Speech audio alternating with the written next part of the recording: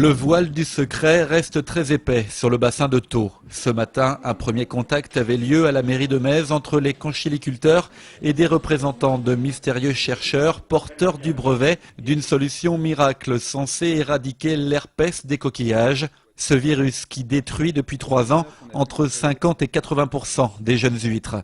À l'origine de cette première réunion qui en appellera d'autres, un intermédiaire connu autour du bassin de Thau, Yves Pietrasanta, élu à Metz, mais aussi Monsieur Écologie au Conseil régional. J'ai été contacté par le cabinet Ernst & Young, des professionnels qui ont travaillé sur le sujet, des scientifiques qui m'ont dit voilà, nous avons la solution pour tuer l'herpès. Alors, ceci méritait attention. Donc j'ai signé une confidentialité, si vous voulez, et j'ai eu connaissance du brevet qui a été pris. C'est en tant que scientifique que je parle.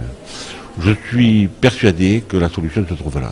Une solution dont le secret n'aura pas été dévoilé ce matin. Après 3h30 de réunion, l'identité de ses concepteurs était toujours confidentielle. On apprend simplement que le procédé tueur de virus est une méthodologie qui ne serait pas appliquée aux coquillages, mais uniquement à leur milieu. Les mots sont choisis à la sortie de la réunion. C'est une avocate qui parle pour ses clients. Sur la solution, pour l'instant, je ne vous en dirai rien, vous savez, je suis tenue à la confidentialité.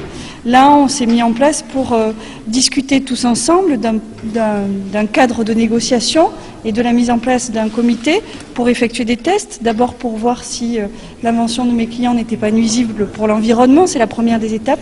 Et ensuite pour voir comment on pouvait fonctionner avec les ostréiculteurs pour une généralisation de la solution sur le bassin. Ils ont accepté justement de missionner 3 experts en biologie et en microbiologie pour qu'ils nous donnent eux leur avis d'experts. Il faut que cette méthode soit en place avant le fin février pour que les tests soient bien engagés et concluants d'ici le printemps prochain.